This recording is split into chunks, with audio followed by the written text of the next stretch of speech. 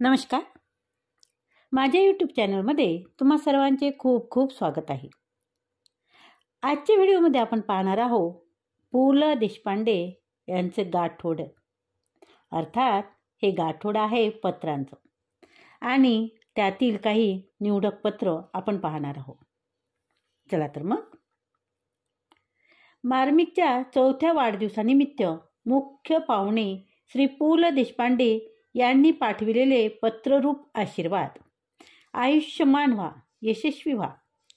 14 August 1964, Worli, Mumbai 18. प्रिय बाळ आणि श्रीकांत, तुम्हा दोघांपैकी कोणाच्याही हातात सापडलो असतो तर आजच्या मार्मिकच्या वाढदिवसाला मोठ्या आनंदाने अध्यक्षीय पगडी घालून बसलो असतो. तो योग हुकल्याने मला खरोखरच दुःख होत आहे. दुसऱ्या एका कार्यक्रमाची सुपारी आधीच घेतल्यामुळे येता येत नाही.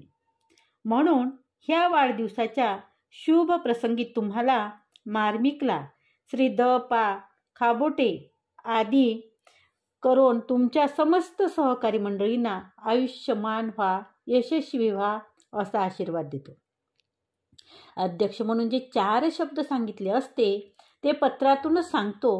ह्या शब्दांना थोडा वडीलकीचा सूर लागला असला तरी रागवू नका.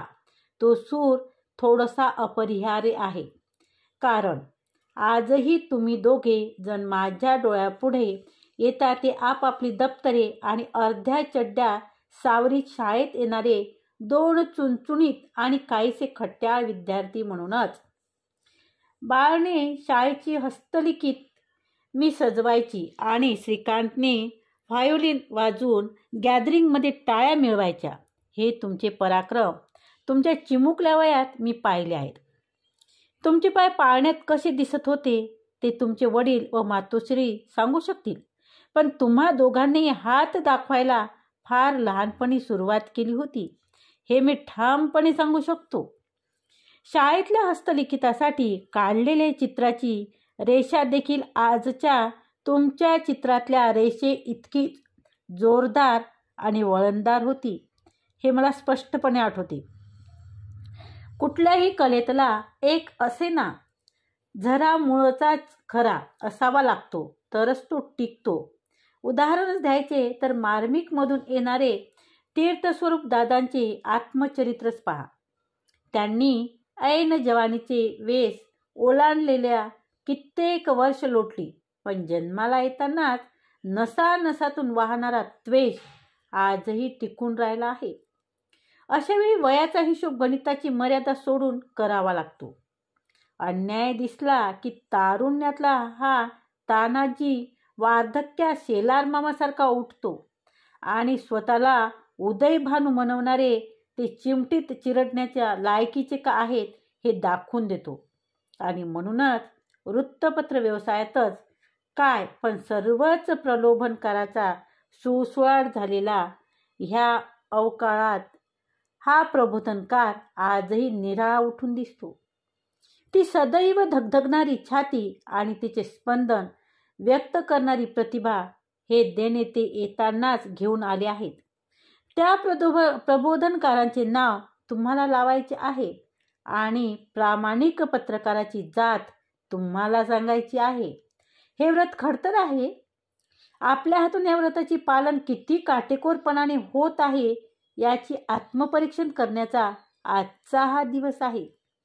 सुदैवाने असेल निर्दयी आत्मपरीक्षण करायला लावणारी विनोद बुद्धी तुम्हाला उपज मिळाली आहे.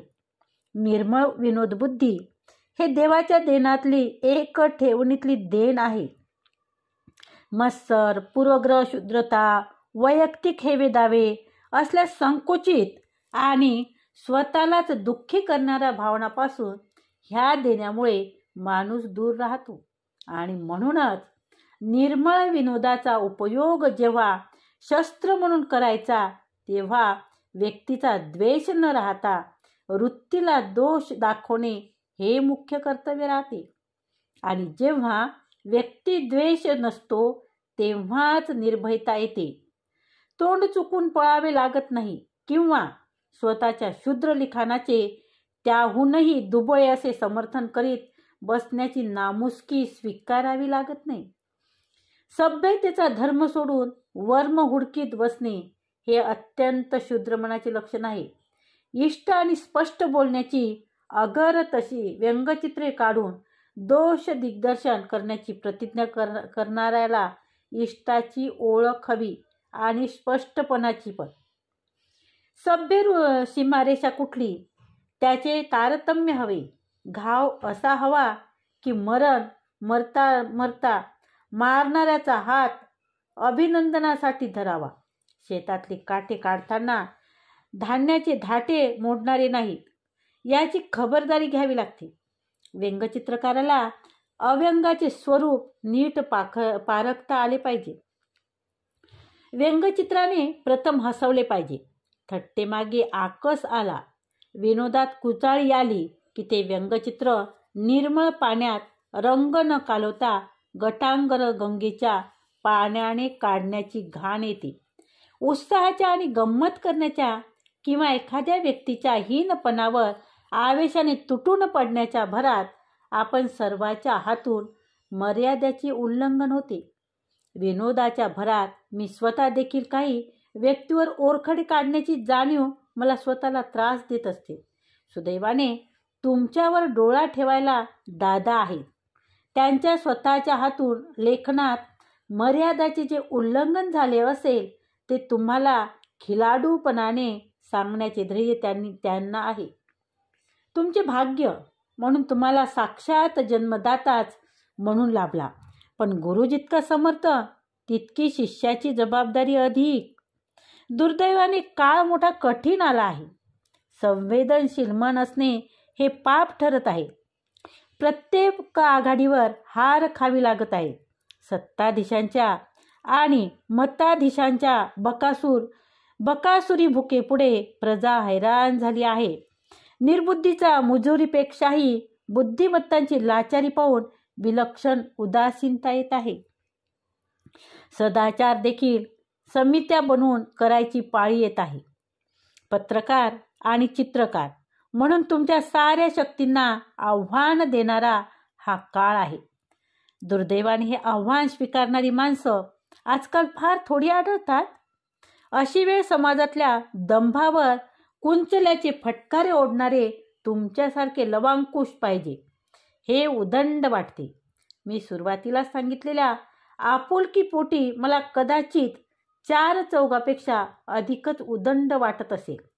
मार्मिकच्या छोट्याशा कारकिर्दीतल्या कार्याचा आढावा घेण्याचा माझा हेतू नाही, परंतु गेल्या वर्षातला तुमचा ठळक कामगिरीचा उल्लेख केलाच पाहिजे. 2-3 बाबतीत मला तुमचे अभिनंदन करावेसे वाटते. शब्द स्पर्धा क्षेत्रातील लबाडी तुम्ही उघडकीस आणलीत, त्याबद्दल मनपूर्वक अभिनंदन. जुगाराला माझा विरोध नाही, पण तो खेळणारी आणि खेळवणारे हा जुगार आहे असे म्हणून खेळावे व खेळवावे. धर्मराजसुद्धा धूत, हे धृत म्हणजेच खेळले. धर्मयुद्धासारखे ते धर्मदूत होते. पण या शब्दकोड्याच्या जुगारातून साहित्याची गोडी लागते. हे वाचून मात्र मी थंड पडत होतो. असल्या जुगाराला साहित्य प्रचाराचे साधन म्हणून परवानगी देणाऱ्या आपल्या राज्यकर्त्याच्या निष्पाप मनाचे कौतुक करायची होते. मीठ मोऱ्याच हव्यात. शब्दकोड्यांच्या जाहिरातीतल्या बक्षिसांच्या रकमाची आकडे पाहून डोळ्यांनी घेरी येत असते. ती रक्कम आपल्या पदरी पडावी ह्या अत्यंत साध्या हेतूने एका कुंपणातल्या चौकोनात 12 भरला तर दुसऱ्याचा धारा भरणारे लोक शेवटी उच्च दर्जाच्या वाडमयाकडे वळणारे आहेत. हा विचार भलताच आल्हाददायक आहे.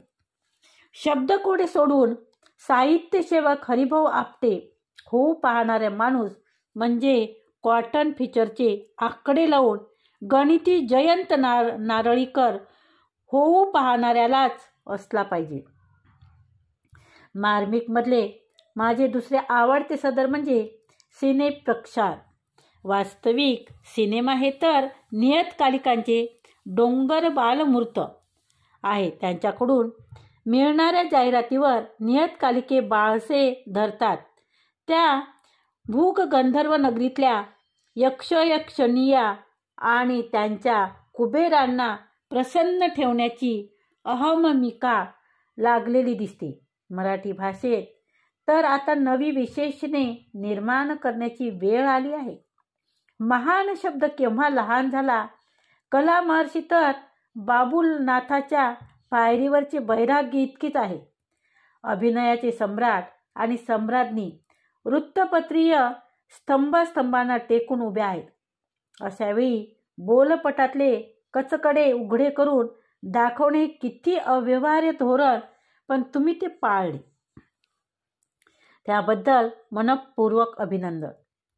जगातल्या कुठल्याही चांगल्या व्यंगचित्रकाराच्या कलाकृतीशी तुलना केल्यावर उणेपणा वाटू नये असे गुण तुमच्या व्यंगचित्रामध्ये आहेत. आवश्यक निर्भयता आहे. रेखाटताना विलक्षण सहजता आहे. आमच्या बोरूच्या बहादुरीपेक्षा तुमच्या कुंचल्याची शक्ती दांडगी. 2 रेषात तुम्ही मी म्हणणाऱ्याला लोळवू शकता. 100 शब्दांनी जे साधणार नाही ते तुम्ही अशाच एका फटकाऱ्याने निभावून नेता. त्यातून चित्रकला ही सान्या डोळ्यास मानवाने कळणारी भाषा. भाषाभेदाचे अडसर तुमच्या आड येत नाहीत.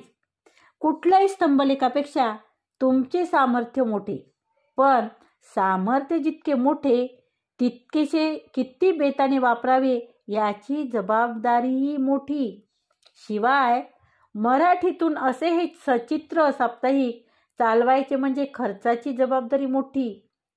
ब्लॉकचा खर्च किती होत असेल ते तुम्हाला कसे काय परवडेल याची मला चिंता वाटते. इतके सुंदर व्यंगचित्र प्रधान साप्ताहिक अन्य भारतीय भाषांमध्ये नाही. ही गोष्ट मराठी माणूस म्हणून मला अभिमानाची वाटते. हे सर्व पेलताना विचार स्वातंत्र्य अबाधित ठेवून साप्ताहिक चालवायचे हे काम महाकर्म कठीण आहे. जाहिराती आवश्यक असतात हे खरे, पण त्यात ओशाळेपणा येण्याचा संभव असतो. तो टाळून हा खर्चाचा बोजा डोक्यावर घेऊन चालणे ही तारेवरची कसरत आहे. ह्या कसोटीला तुम्ही सदैव उतराल असा विश्वास मला आहे. अत्यंत जिव्हाळ्याने तुम्हाला मी हे पत्र लिहित आहे. त्यामुळे काही धोक्याच्या सूचना दिल्या तर रागवू नका. हे पत्र आहे, मानपत्र नव्हे. शिवाय तुमच्या बाबतीत मास्तरकीची माझी जुनी छडी थोड्या वेळ पुन्हा हाती धरतो. स्तुतीचा वाद देखील योग्य वेळी आणि योग्य ठिकाणी पडावा. भलत्या ठिकाणी वाद दिल्यावर नर देखील वानर होण्याची भीती असते. सिनेप्रज्ञांनी ती स्वदादांची आत्मकथा किंवा खापत्यांना गुरु बाजीची करुण कहाणी सांगणारा लेख असेल. अपवाद वजा केले तर लेखी मजकूर तुमच्या व्यंगचित्राच्या तोडीचा होत नाही. चित्रे इतकी चांगली आणि लेखी मजकूर मात्र सामान्य विनोदी लेख तर कित्येकदा केविलवाना असतात. चांगले आणि हुकमी विनोदी लेखन ही दुर्मिळ गोष्ट आहे.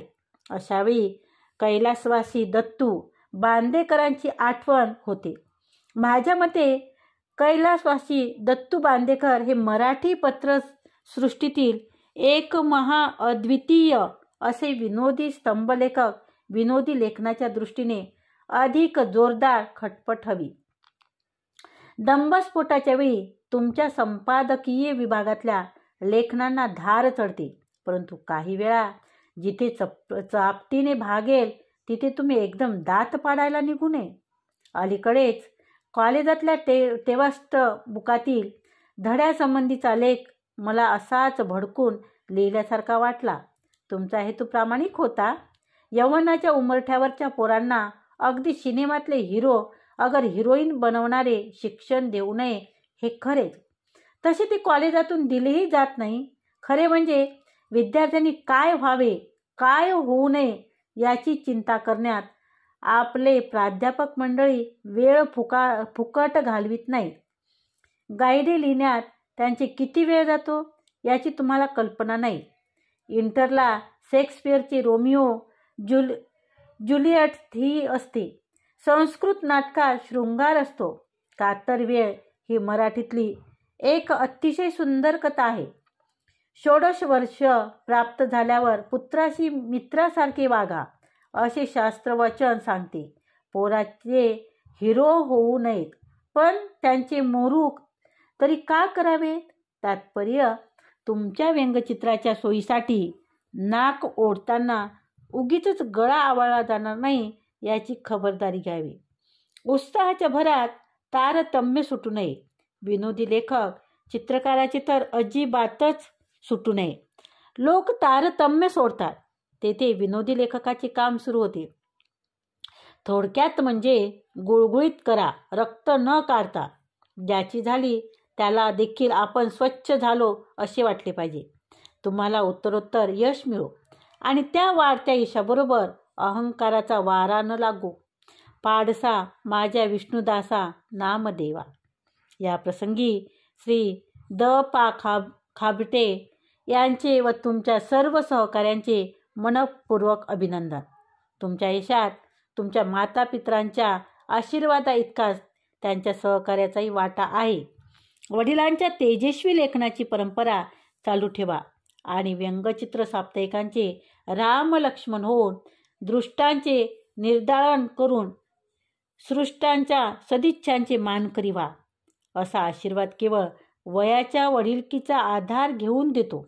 प्रत्यक्ष हजर राहता न आल्याबद्दल राग मानू नका असे पुन्हा एकदा सांगून आणि मार्मिकच्या 25व्या वाढदिवसाला तुम्हा दोघांच्या हाती लागून नव्हे हाताचा आधार घेऊन व्यासपीठावर प्रत्यक्ष येऊन भाषण करीन असे आश्वासन देऊन हे लांबलेले पत्र संपवतो.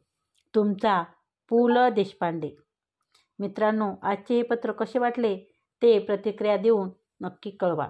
तसेच व्हिडिओला लाईक करा, व्हिडिओ शेअर करा आणि चॅनलवर जर नवीन असाल तर चॅनल सबस्क्राईब करा. धन्यवाद.